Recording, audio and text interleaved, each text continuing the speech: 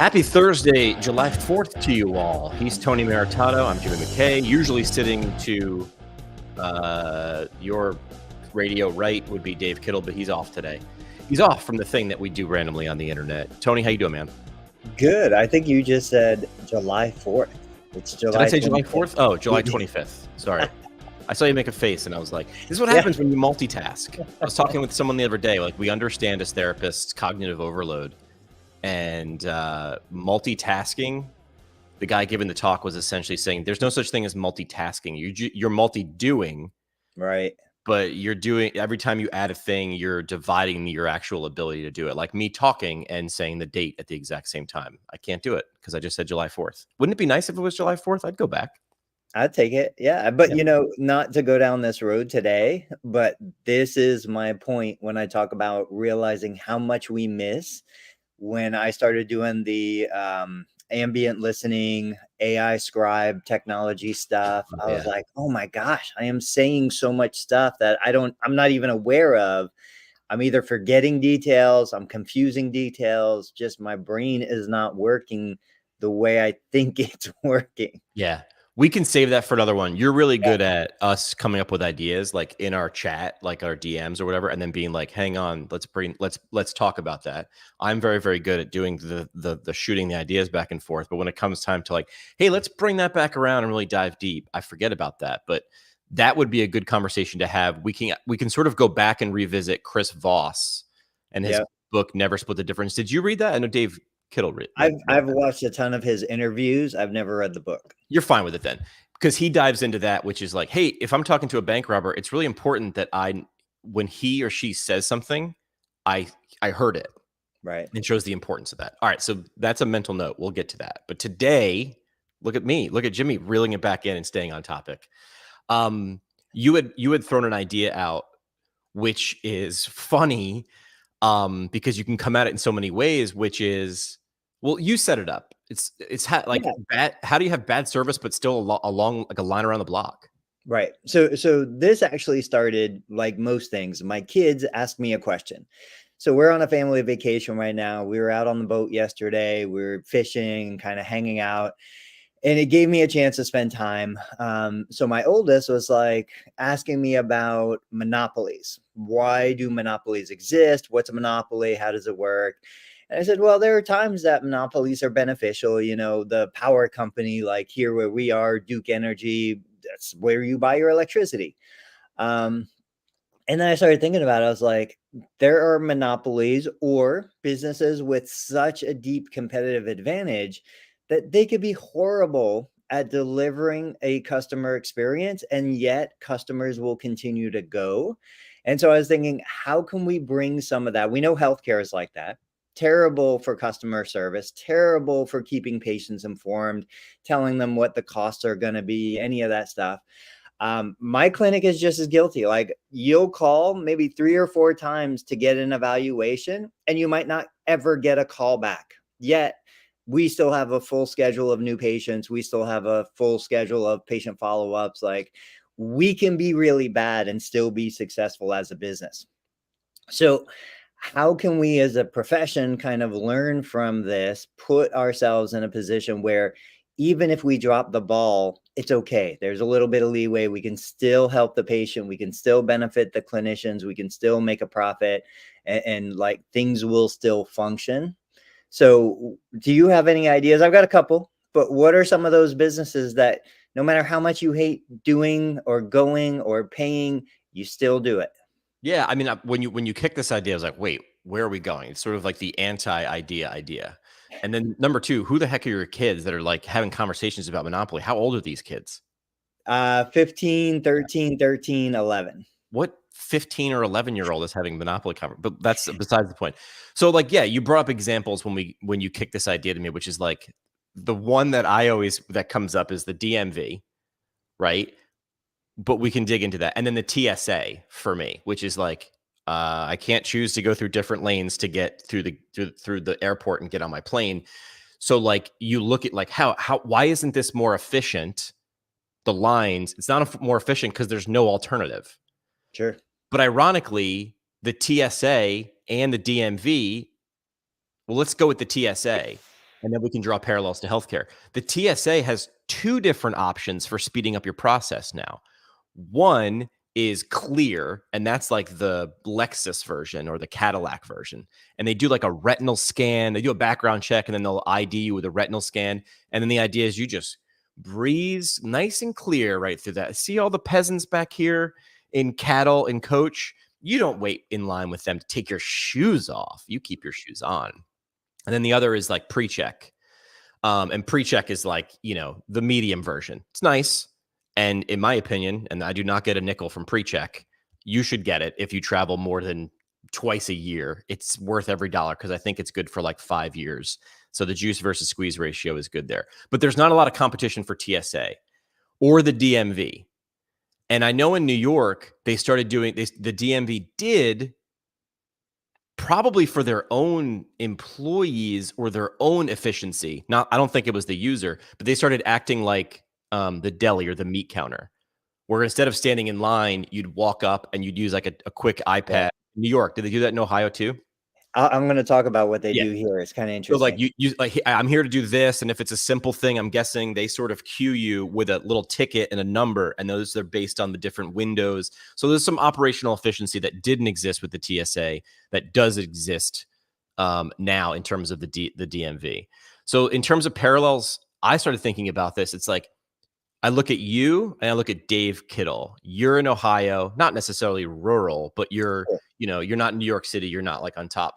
So there it could be like you're the only option, I would say, how you can deliver bad service or mediocre, or warm mayonnaise, as I call it, warm mayonnaise service, and still have a thriving business. As you set yourself up where you're the only option for 50 miles.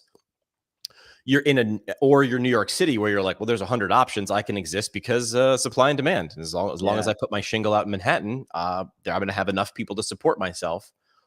So that is my first one, which is supply and demand. Location or the surrounding area will dictate that. Yeah, all of those things. So like for me, where I am today compared to a decade ago, down in South Florida, 200 plus clinics within Sarasota city limits.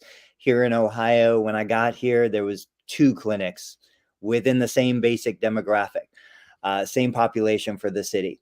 So here, it's much easier for me to build a successful business, drop a few balls, not be as like operationally significant as I was in Florida. But I think we can persist even though we're terrible with follow-up. We're terrible at getting notes to the doctor for authorizations, all these kinds of things, because the patient care experience is so good and we have enough history. People have been to us. Most of my patients, like 73%, they're returning patients. Different condition, but returning patients. So they know, like, and trust me. They want to come to me. It's just like that annoying brother or sister you might have that when, push comes to shove, they're going to get the job done. So that's our advantage here, even though I honestly, and I don't know that we've talked about this, I probably have an administrative person in the office 20% of the time, maybe even Wow, less than that. really? So that means that we could have 2 PTAs, a PT, full caseload, nobody at the front desk, nobody collecting payments, nobody answering calls, following up on calls. But that's okay because we can get away with that because we have enough margin of error that the patients are still going to come. They're still going to be happy. They're still going to tell the doctor that they want to come to me instead of NovaCare across the street. But when we're talking about local DMV, that was one that I was thinking about too. What's interesting is our local DMV is private DMV, motor vehicles, is privately owned. It is? It is. I don't know how this works, but I can tell you that they have online check-in. So even though you go there, there might be 20 people you can check in online. My son did something for his driver's permit and he was able to do everything online so that when we walked in, he just got the certificate and we were done.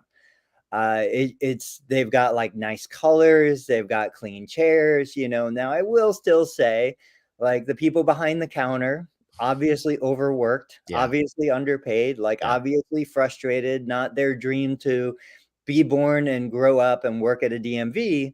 but not quite as foul as the DMV that I remember growing Right. up, down in South Florida and stuff like that. Um, but yeah, what's the choice? My kid wants a driver's license. I can't go to a competitor. There's no place else for me to go. So no matter how bad they might be, that is the only place, that is the only option. So I like slippery slopes, right? And Scott is mentioning, like, wow, what a great idea. Private DMV sounds like a win-win-win for everybody. And like it will be. But then when we slide down this, you can say, like, hey, if you live somewhere where I live, there's really only one hospital within emergency driving distance, right?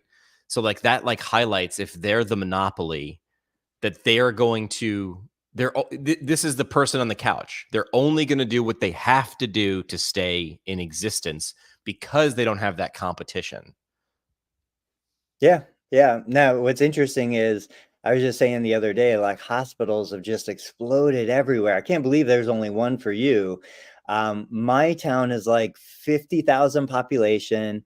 It's a steel mill Midwestern town. It's not an affluent town. We have just where my clinic is. There are two hospitals, one across the street from each other. And then right down the road, there's like three more hospitals. One's a pediatric hospital, Cincinnati Children's. We have hospitals all over the place and they continue to build Yeah. more.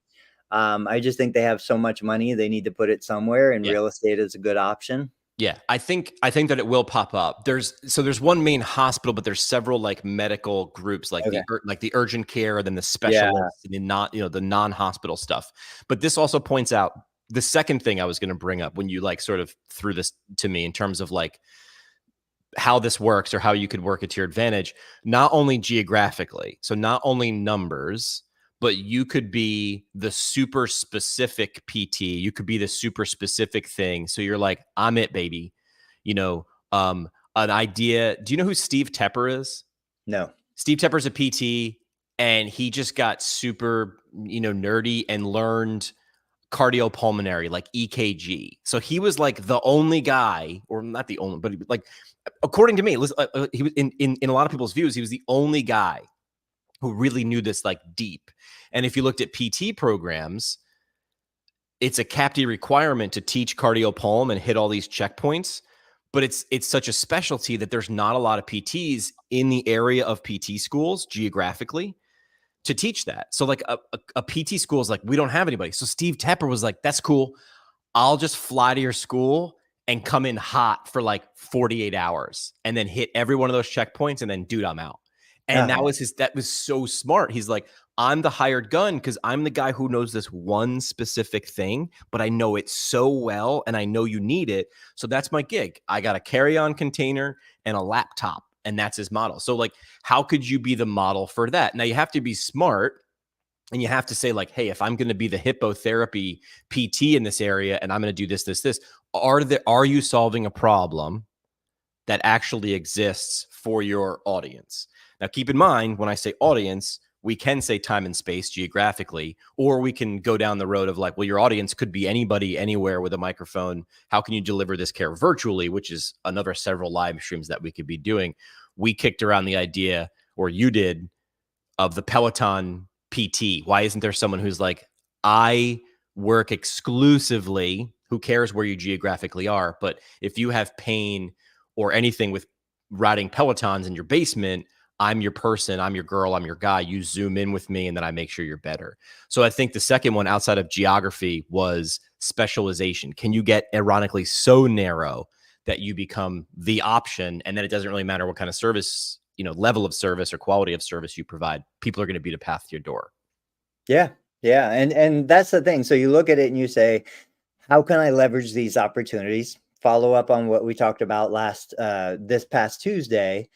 Everybody has hidden value. They just maybe don't recognize it yet. And so if I'm on the other side of this monopoly, if I'm a startup, I'm a single owner operator, I'm desperate for patients, but all of the patients are going to the local hospital because they have the doctors and doctors are forced to keep patients in their network, Yep. right? What do I do? Well, I'm here. I've got time available. I'm talking theoretically, I'm that person. So what if I make myself available as a telehealth physical therapist for other practices outside of my driving radius who are so desperate they need evaluations to be Oh, done. They've got the 3 to 6 week wait list, which we talked about on another episode. And I'm like, look, I'm a, gun for hire. I am here. I will telehealth into your clinic. I will do your evaluation. All you can have somebody on site. And at least based on the current guidelines, as long as telehealth is covered by Medicare until December 31st, 2024, there's a projection, an option that telehealth will be covered and made permanent for outpatient physical therapy, occupational therapy. yeah, So this is absolutely something that we could say, okay, maybe I can't come work for your clinic and I'm an independent business owner, but you can hire me to as get needed. the start of care started. Yeah. This you bring something up that we did in radio, and gosh, I get to say like, well, when I started, we weren't able to do this, and then it was commonplace. Are you familiar with the idea of like voice tracking or syndication? Syndication, yeah. So syndication would be like, hey, you have a morning show. It doesn't really matter where it is. Let's say it's, a lot of them were actually based out of Dallas. I think it was because it was in the middle of the country, right? A decent sized city. So there was a lot of morning shows, morning radio shows that were based in Dallas that would then simulcast to different radio stations around the country. So if you're a morning radio show or if you're a station in like, Scranton, Pennsylvania, and you're like, we don't have the budget, or it's slim pickings. Like we can't get anybody to move to Scranton, or there aren't many great shows. You say we want to carry this show, and then you get the Kid Kelly show from Dallas, and with a little bit of technology and maybe somebody sitting in the actual studio in Scranton for $20 an hour, you can make it sound and feel like they're actually there. And many people in our geographic area had no idea that that show was syndicated, simulcast to so many different markets. And the perfect example is like Howard Stern. Like, did you actually think Howard Stern was in, Idaho just because you could hear him on the radio in Idaho? The answer was no. Like, it was clear there, right? The other was voice tracking. So voice tracking is similar to what you're talking about. Voice tracking was typically used on different shifts outside of morning radio. So essentially, everybody knew like the radio station had a playlist. It was a list of MP3s, much like a Spotify playlist that you would create with several holes in them that a DJ, didn't matter where they were located, would bring that up on their screen, and then they would just go to the holes. They'd look at what song they were coming out of, look at song what they were coming into. They would have a little update from the program director that ran that station in, Kansas or Florida or South Carolina. Hey, we're doing this concert giveaway. So they were able to fill those holes with voice or personality or ideas or commentary, and then just upload it. So when it actually played, it sounded seamless. So you could be a busier radio station, have more holes, or hey, we don't need as much, less holes, or hey, we don't need you to voice track because we have someone here. But it's similar. It's like, hey, if I have more evaluations, I can put up a flag digitally and go, hey, who's ready to take those evals? Are you ready? And you're like, I can do it virtually, I can do it digitally. So it's a similar option, which will become more prevalent. I would love to see it, become more prevalent because, like you said, Uber opened up capacity, right? So if there's a car sitting in the driveway and there's a person sitting on the couch, you all of a sudden could pick up and start a business any time of day that you wanted if you Yep. had access to Uber. Airbnb made capacity available. I think about all the therapists that are on maternity leave, therapists that are, out for whatever. They just had an ACL reconstruction and they're sitting and they're bored and they want to do something. We have capacity in the system. We just can't access that capacity. So if there was a area online that you could put up that flag and say, hey, we've got a patient who needs an evaluation, the therapist could opt in, they could choose to do it. We're getting to the therapists that are available as opposed to all of us just sitting around complaining that there's no Yep. therapist to hire. So Go ahead. So say two things that came to mind when you were talking there. I can't remember the name of the app, but there was an app designed for restaurants. So let's say Tony runs a restaurant and Jimmy's one of 12 servers. And Tony's like, dude, Dave just called in sick. He's not here. I need someone to cover the shift. Back in the day, you'd have to make 12 phone calls, right? And of course, they're going to know who you are. They're not going to dodge it. They're going to screen the calls. And then your job for the next 2 hours is find someone to cover the shift that's coming up in 2 hours. They created an app, was essentially everybody's on the app. Tony puts up a flag that says, who wants the shift? Because there's somebody in the 12 that is like, I want it. I need it. I need the money. And there's 11 that may be like, I don't know. I'm going to work as little as possible. So this made it easy to find the needle in the stack of needles. And I forget what app that was, but it made it more efficient for managers. And whatever it cost, it paid for itself probably in 2 shifts filled, right? Because that is your supply and demand, which fluctuated. Here's another idea that doesn't exist that maybe we can steal from a failed business. Okay, what if you just said Airbnb and Uber, and I heard a great talk in the way it was framed. It was like the world's largest cab company owns no cabs. The world's largest hotel company owns no hotels and no real estate. And that's Uber and Airbnb. So what if you stole a model from WeWork? So what if Tony tomorrow comes into his clinic and fires all of his PTs, right? But you say now everybody in the geographic area is now an independent contractor. I own the space because there is advantage to having this space and this central place to meet, like WeWork. It was like, I don't need meetings all the time. So why the hell am I paying for this office all the time? But when I need it because I need the ambiance, I need the meeting space, I need a TV, whatever. And I don't want to be meeting at a coffee shop all the time. And I don't want to bring people to my house. So do you think there's let's shoot holes in this idea. If you combined WeWork and Uber for physical therapists, now Tony is just like, you book an hour in my clinic and you get to use all the amenities. Listen, I'm taking all the overhead and the risk. With that, you just pay either per use or I get a cut. Like there's a flat rate or I get a cut. Like, you run it through my bill. I also offer billing POS systems or something. It might get too convoluted, less convoluted. I don't know. Is that something that could work? 1,000%. I do it right now for massage therapy.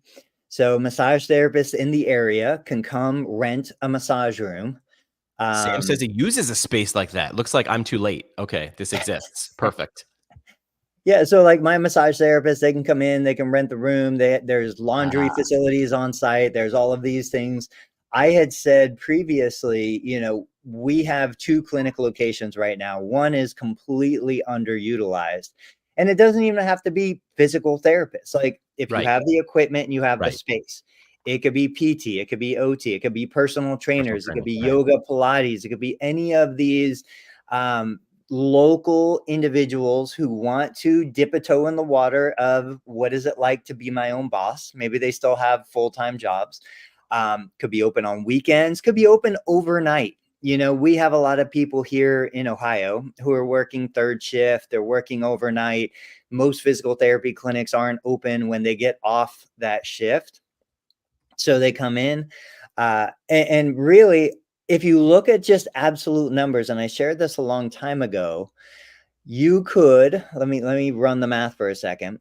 If I'm an owner running a private practice, I'm not treating patients, I am a genuine owner, there's probably going to be a 15% profit margin in there, up or down 5%, either way.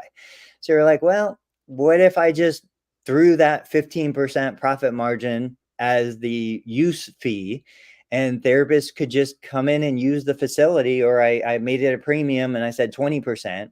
Like you said, it could be an absolute dollar amount or it could be a percentage of what they're charging.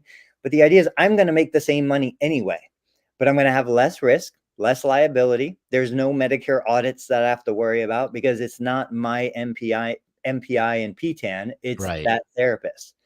And then the upsell services, maybe the therapist wants to do it, but they don't want to do billing. So we offer a billing service. Maybe the therapist wants to do it, but they don't want to do admin and scheduling and answering calls. So we offer that as an upsell service. It can absolutely be done. You just need the right environment, the right density of available therapists who are thinking about it, and then letting them know something like this is available. Sam, who's the migraine PT, says he uses this. It was called Medco Share. So I just brought up their website, and this is exactly what I envisioned. So I did not know this. It sounded like I just like, hey, this is a crazy idea, and I invented it. But that happens. You come up with the same idea someone else did, but they did it 3 years ago, and they actually followed through. So Sam is saying he uses this. and we're calling Sam right now because it's a live call-in show, and we can do this. First month free when you sign a 6-month agreement. I want to see where they are. Sam, what's up, dude? Not much. How's it going, Jamie? Tony, can you hear Sam okay on that end? I can, yeah. Perfect. We'll do speakerphone. So how long have you been doing Medco Share? Looks like a cool idea that I just invented that was already invented. Since 2021, I believe. Oh, okay. So this has been a little while. And looks like they've got, this is a regional version of maybe this. 2022. All right. So two years. A couple years. Pennsylvania, New Jersey, Texas. Can you bounce between locations? Because you're in Pennsylvania. Can you like the WeWork? Can you use the location in Philly and then go to the King of Prussia if you have someone closer? It would be separate agreements for that. Got it. So like I'd have to have like a room rate for that and a room rate for the other location I use. How's the experience been? It's been pretty good. So I just schedule like online on their platform. I share a room right now with like one or two other providers. And we're pretty good about communicating like, hey, I saw that you booked this room. Are you using it right now? And it's like, oh, I didn't actually have patients today. You can use them. We'll like switch our times out. But like I pay for like a small room block. So I get like 4 half days a month, but I can pay all the way up to like renting a whole room. Right. For myself at all times. Yeah. They're dispersing the risk is what I love about this, Tony, which is like, hey man, like rising tide lifts all ships. Like if I just come in hot and try to lock everybody in on a contract and make them bleed, I will make more money for the first 3 months. And when that person is sinking, then I'm going to make no money 6 months or 2 years from now. And they're smart. What about some of the other benefits or features that comes with it? I'm seeing like you're mentioning flexible offices. It says basic support staffing. These are things I didn't even think about. They have a check-in kiosk. So like it'll let me know the patient's there and in the waiting room. They have like a front desk person that's there that can like help with stuff. They also offer like a medical assistant if like you're like a physician and using this space, which a lot of like most of the people there are physician groups. And then they also are now starting to offer like some more marketing services. So like if like wanted to do like a newsletter or email or website, like they're also combining that at a rate that's really, really competitive if you're using their space. Last question I'll ask, talk about who else is there. You mentioned physicians and you're a physical therapist. You treat people with migraine. Who else is there? So when I first started there was a pelvic health group who's now got busier and bigger and moved on to their own private space. But also there is a pediatric cardiologist, an adult cardiologist, dermatologist, a primary care office, a tattoo removal person, and a medical esthetician. Last question. Have you guys do you think it's a good environment for you to refer out and vice versa? Like the idea here is bumpability. Oh, like us, like networking with the other people there. Correct. Yes. So I've been doing that there, and with some of the other locations that have like providers that I would work more closely with. Love so this. I'm trying to like talk with them and network and see who I could refer to them and when it's appropriate. And in kind for them. Love that. This is brilliant. Sam, appreciate your insight on this idea that I invented that someone else stole from me, but it's because they did it first. Yeah, no problem. All right. Thanks, dude. Thanks for inviting me on. All right, man. See ya. Yeah. Cool. I mean, hey, look, my proof of concept was a proof of concept. Someone just beat me to it. So like I said, this is basically exactly what we do. I think we're down a couple right now. I think we have 5 massage therapists who kind of come in like a WeWork or whatever. They rent the room either by the hour or by the month. And I did the math on this years ago, so I just kind of redid it. In my area, if I rent a massage room, about a 10 by 10, 10 by 12 room, it's $250 a month. That's pretty competitive with other massage places that rent a massage room. And so if I do the math, there's 8,760 hours in a year. I think that's right. Okay. If I'm doing $250 a month, that's 3,000 a year. Run the numbers. It's about 34 cents an hour. I don't know. I don't do public math, but that's okay, neither. If I rent by the hour, it's $15, right? So if I look at this as a landlord and I'm like, look, I've got this space, I need to maximize how much money I can rent this space for, 15 an hour as opposed to 34 cents or whatever. Huge difference. Big Now, difference. am I going to rent 24 hours in a day at No. $15 an hour? No. But I'm going to rent the premium hours, and then I always have thought about this as clinic owners. I'm like, how can we optimize the dead time in the clinic? Maybe it's the lunch hour if you have a team that takes the same lunch hour. Maybe it's the weekends, the holidays, the evenings. I remember as a young person, it was nothing for me to go work out at 9 p.m., but a lot of clinics are closed at 9 p.m. So, like, how can we tap into that time? This model can be applied to stuff like that. And then if you remember, we talked, I think it was last Tuesday, we talked about kind of mobile operations. I talked about vans, the Sprinter vans and Yeah. stuff like that. I'm like, if we're going to go down this sharing road, what if an investor, let's say me, I buy a Sprinter, I outfit it with everything we need, but maybe a new mobile therapist doesn't have enough use for a Sprinter van like that 5 days a week, 7 days a week. So then we do a timeshare of the Sprinter van. Yeah. So we have a handful of therapists who can use the Sprinter on different days. Me, the investor, I'm going to get the money and I can charge a premium. The therapist is going to save because of reduced risk, liability. Yeah. It all works together. Listen, I'm with you. You and I are pretty active on social. You and I have both gotten into LinkedIn a lot, right? It's funny how like the same people interact on different platforms.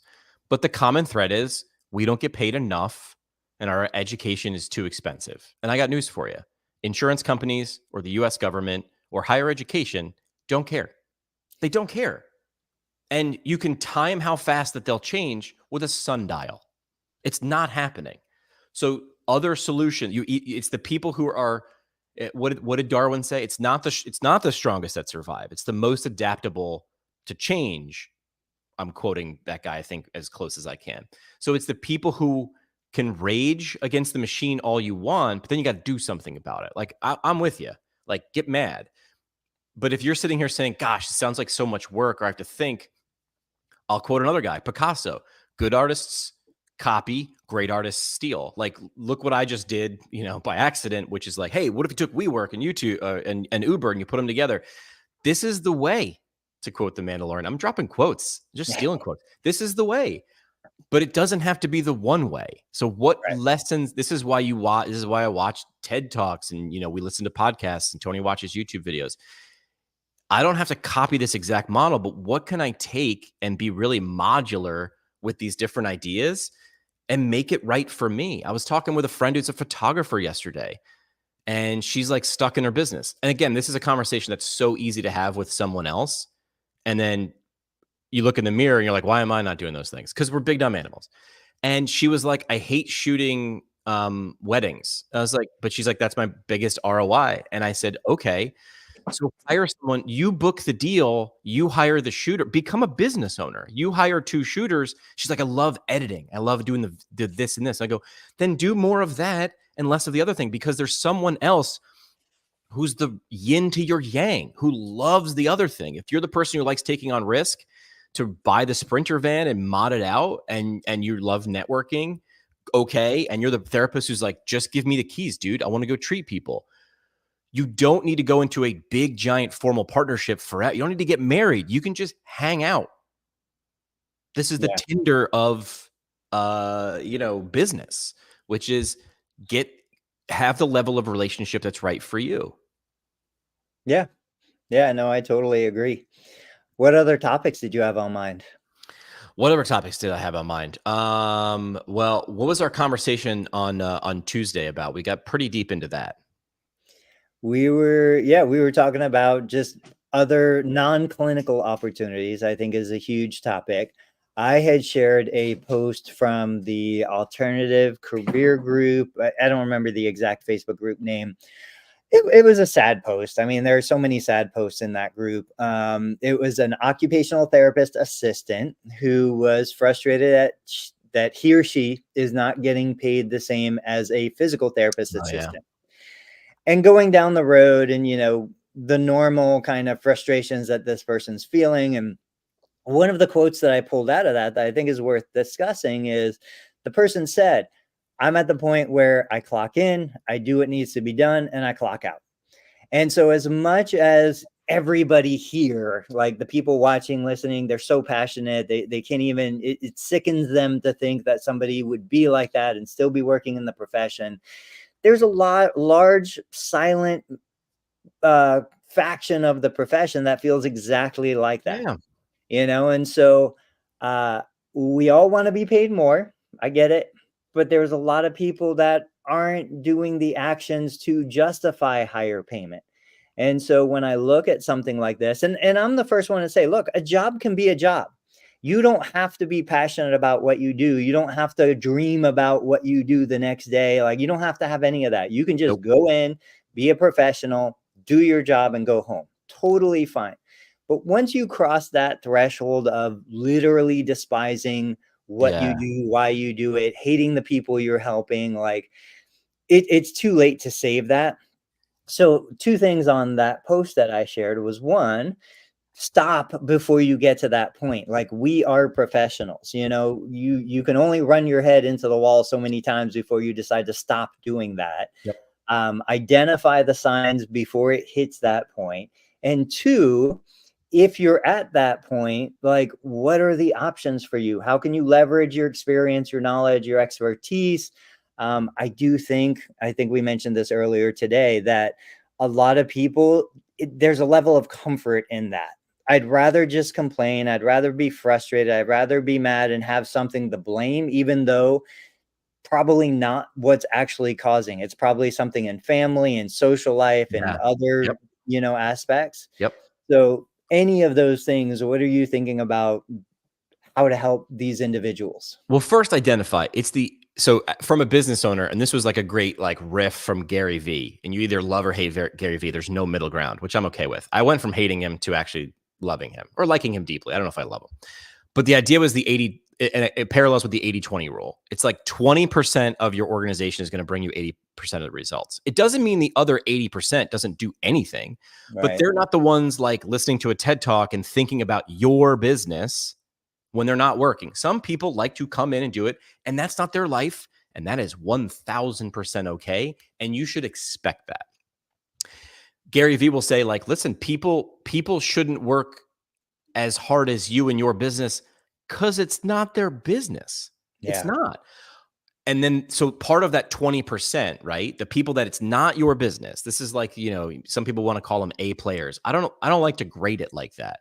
I just look at it like, because you can have someone who wants to come in and be a professional and then clock out and leave. And you'd be like, well, that's not an A player. They're not going above and beyond. Like, they are hitting the mark exactly what you placed in front of them. That is, in my opinion, an A player. But you have some people who want to do not necessarily more, differently, right? So some people value different things. And this was the riff I was talking about from Gary Vee was, if you have somebody who's really integral to your business and they go and leave, and now you're screwed, because now to get back to where you were now before they left, it might take 18 months. But the idea is, he was saying, you might have been able to prevent that with a conversation.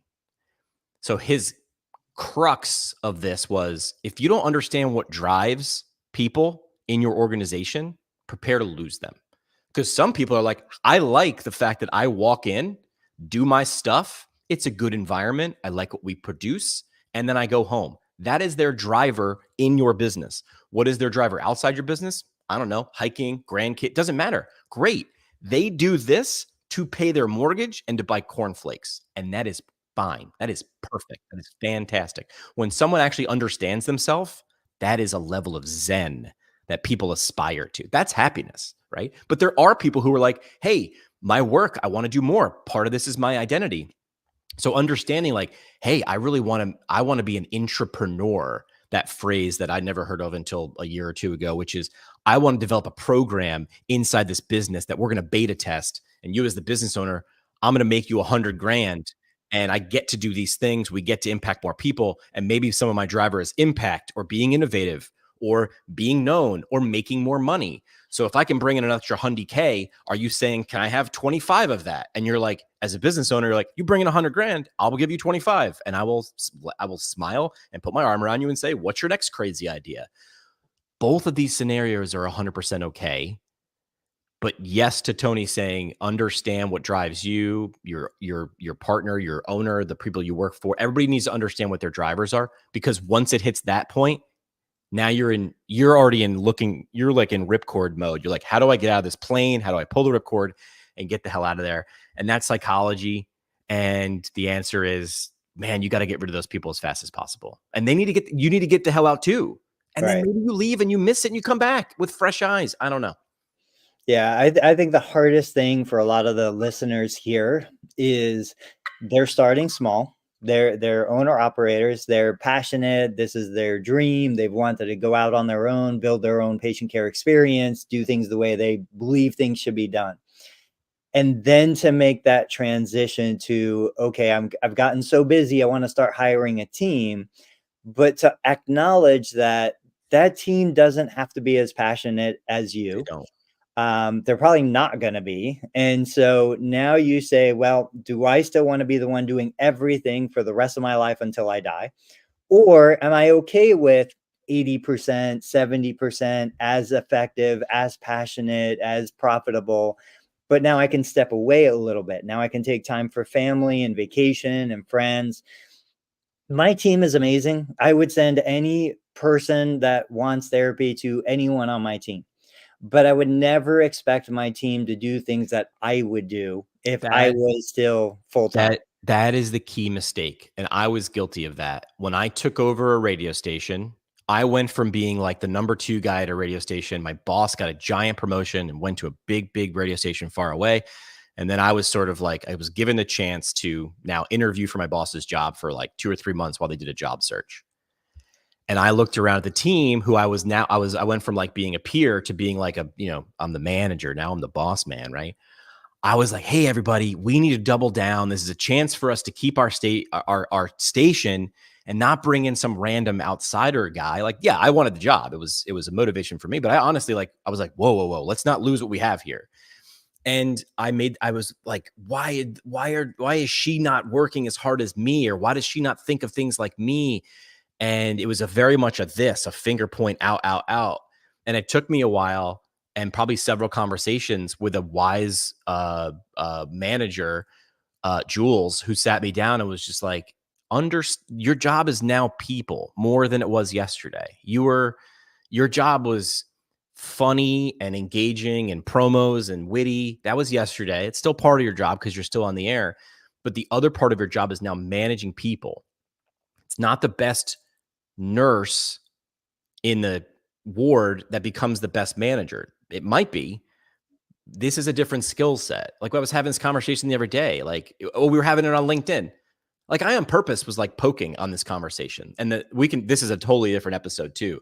But the question was like, what else belongs in the PT school curriculum? I think you were you may be the only one or one of two that said, because I asked, what should we add to PT school curriculum? You were one of the only people that said we should take away. That's sort of what I was alluding to. What I wanted to do is see how long we could make the syllabus and be like, hey guys, maybe adding isn't the way, right? But the theme that kept coming up was business. And I'm like, okay, like my opinion is not end all be all, but business is an entire degree. Where do we stop? Why not communications or psychology or accounting or finance? And people were like, well, those are degree. Those are real. Those are professions. And I want to be like, I have a degree hanging on the wall. It says communications. Under communications is marketing, PR, promotion. So understanding drivers is what I would say, to go back to the original thread before I went into the weeds. And I think this applies even to patient care, so like I run, I work out, I do things. I don't expect my patient to be as passionate about and as effective at doing the things that I do the way I do them. Because most of my patients, at least, they don't have gym memberships. They're not working out. They're not doing physical activity and then getting injured and coming to see me. They're leading their lives that isn't revolving around physical activity. Right. I position my life around the ability to make sure I get to run, I get to lift, I get to do the things that I think are most important to me. So I can't take somebody who doesn't prioritize that, make them or expect them to prioritize that. So these are universal lessons. It's the patient, the employee, you know, who my kids, like whoever. I need to meet them where they're at. Yeah. I need to understand their journey and where they're trying to go, and make the determination if I can provide any value on their path. Yeah. You know, I'm not going to change their path. If they valued it as much as you did, they wouldn't be in front of you in the first place. Like, that's a simple idea, but it's important. If they valued movement and health and all those things as much as you did, and there are some anomalies. There are people who do all the things and still get hurt, and I'm Sure. not discounting that. But for a decent percentage of people who see PTs, if they valued it as a half as much, or knew 1/10 as much as we did, they wouldn't be there. That's why you're valuable. Understand that, is because they don't value this. So I've pushed before, or we've had this conversation where your job really isn't to motivate. It's not. It's your goal is to achieve understanding. I need you to understand that I can lay out a plan, but if you don't understand why if you do A, B, C, you will get X, Y, Z. If we don't begin with understanding, there's no chance for success. And that goes for clinician patient, that goes for owner clinician, that goes for clinician clinician, that goes for husband wife, wife husband, husband wife wife, father sons, father, all those things, all those relationships. It's understanding. Right. Let's hit one more post that I shared recently. This is from an anonymous member in my total knee replacement support group. Dave hates anonymous posts. I like them, and I think you like them too. I'm on the fence. I don't know. It's like some of them, I'm like, why would you make this anonymous? There's nothing to protect because here. people are afraid. Look, and I'll bring this up, tomorrow when I do a live stream, but someone like poked at me online, and I said, okay, like you're free for your opinion. Let's talk about it. That guy hasn't responded yet. It's weird when the keyboard comes out of the way and all of a sudden the microphone's going to be put there. Our opinions change. So what was the post? So this person just said, what are your physiotherapy sessions look like? I'm 10 weeks post-op, have range of motion of 80 degrees, had a manipulation 2 weeks ago. My physical therapist has no interest in seeing me exercise or measuring my range of motion. His focus is purely on using electrotherapy and manipulating my scar tissue. Now, of course, this is the patient's perception of what the therapist is focused on. And he said, I'm not sure how much benefit I'm getting from this, and any thoughts would be greatly appreciated. So my response was, what would you like to happen? ? So much of therapy is about meeting the patient's expectations. I said, there are therapists who focus on exercise more than others. There are therapists who focus on manual therapy more than exercise. There are therapists who expect you to do more on your own, and therapists who will literally do everything for you. Right. I said, even in the same clinic, there's a wide variety of therapists and treatment styles. Huge. Yeah. I mean, this goes back to what I was just talking about in terms of the vital thing is achieve understanding. I mean, I remember as a student, right? You come in and you're sort of like my job was like or I thought my job, it wasn't my job, but I thought it was my job was like, be a version of my CI, just be the version of her. Right. And then I'll win and then I'll pass. But ironically, that's not the point. That's not what she wanted. That's not what I should have been doing. But if you can pause and say, the evaluation is not just about measuring objective things. It's about understanding so what success look like to you?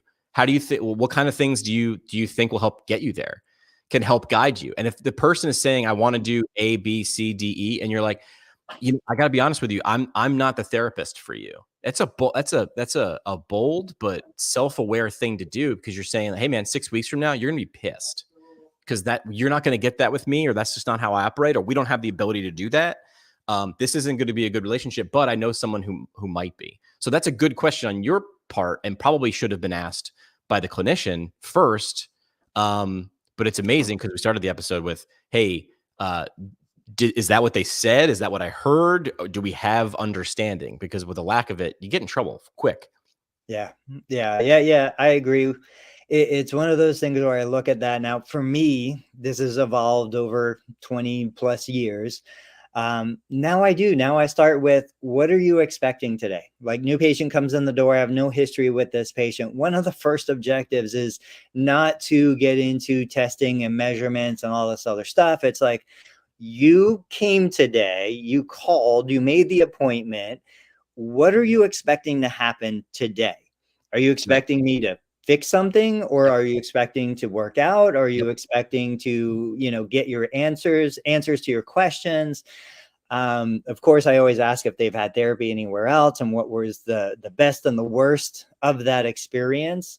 But understanding what that person actually wants or needs, and then being confident and being able to say, I can't do that for you, and that's huge. Now, I couldn't have done that the first 10 years of private practice. I took every human that walked in the door. If you had a pulse and an insurance number, you were going to be seen at my clinic. That was it.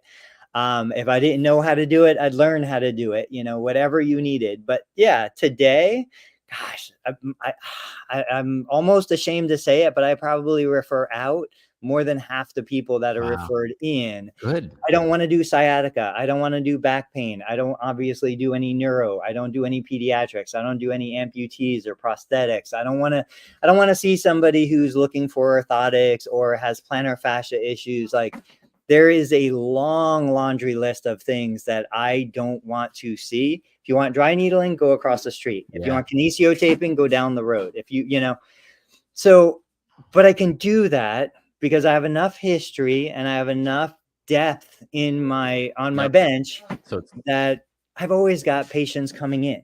This is wisdom, in my opinion. This is understanding.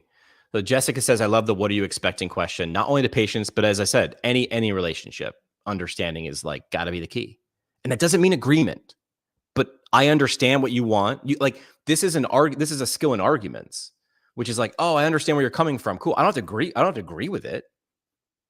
Your goal isn't to win the argument. Your goal is to achieve understanding. So Jessica saying, I love the what you're expecting question, not only to patients, but as an educator, she poses this to students often too. This is a cheat code for life, right? And I'm just taking my personal experience. I used to think that when a patient walked in, I had to have everything mapped out. And when they said something, I know exactly what I'm going to do. And I'm the expert. And the ultimate really cheat code Yoda Gandalf version is, walk me through what you think we should be doing today. What do you think we should be doing today? It shifts the locus of control because that's where it should be anyway. Right. And then it doesn't remove anything because there's always going to be the Karens out there who are going to find something wrong, right? There's going to be sorry Karen, people named Karen. This is how it happens. But you're going to miss less if you start there. Like, what do you think we'd get the most out of doing today? Listen, we got 45 minutes, right? Let's be honest here. What do you think that we should do to get the most out of it? And they might pose something wildly that you disagree with, and you're like, help me understand that. Then you become Chris Voss. Then you become the hostage negotiator, which is like, help me understand that. Okay. If I were to present you with an alternative option that I think in my experience might get you better results, are you opening to hear it? And if they're not, be like, okay, well, then we're going to try your thing today, but long-term, maybe this isn't a good relationship. Yeah. All right. Last thing, and then we can talk about parting shots. So I thought this was interesting. We rented a boat. I mentioned yesterday, we went fishing. We did a little bit of cruising. Now, renting the boat, I had options. I could do a 2-hour, 3-hour, 4-hour, or a full day. And I chose 3 hours. And I was talking to my boys again, like, everything is a life lesson. And I said, look, guys, I chose 3 hours very intentionally. One, because I think you guys will want to be on the boat longer. You'll want to fish longer. But I want to stop that experience right at the point where you're still enjoying it and haven't gotten sick of it. We did a 6-hour, I think maybe a year ago. And like by hour 4, they were spent, they were exhausted. It was hot. Nobody was catching anything anyway. So I'm like, look, there's value in this. Stop before you have to stop. Stop before it gets tedious. When I'm working on a home project, I'm painting a wall, I have no problem stopping before I feel like I need to stop, because I know if I don't, I'm going to start spilling paint and dripping paint. Mow the grass, same thing. In my patient evaluations, I stop before I feel like the patient wants me to stop. And therapists are like, how do you do a 20-minute eval? Well, because now that I piqued the interest. I made them feel good. I made them achieve something and not wore them out. Now they're going to want to come back, even if it's tomorrow. Like I could literally do 20 minutes today, get them to come back tomorrow, get them to come back 3 or 4 times in a row. Like it's finding that balance point. Everybody's going to be a little bit different, but I don't think we discuss these things enough, these strategies enough. And so everybody does an hour because they want an hour of one-on-one time. Because I'm But playing you're by the rules. neglecting other parts. Go ahead. I'm playing by the rules of the game. I'm in the box and I'm mad about it. I'm mad because I should do this and that. But what I want some people to understand is that you don't have to do that. You can do what Tony's just suggesting, right? Sinatra, always leave him wanting more. Bogart, one of those guys. I think it was Sinatra. Always leave him wanting more. Hey man, like, want to pique the interest? That's the way to do it. Is don't go around the block more than once. Like don't hit the punchline more than once. It's not funnier the second time. That's self-awareness though. And that's, you have to step on the Lego a few times, or you have to do something too long before you're like, what could have made this better? Ending 20 minutes earlier. Hold on a second. You mean less is more? Well, I think more could be more if more was good. So I think good is good. Not more is good, not less is good. Good is good. And understanding when that is, and then reeling it back in, just like I'm doing now when I realize we're done and it's time for parting shots. Sounds good. All right. So my parting shot, we all have that capacity that we're not accessing, that asset that we're not appropriately valuing.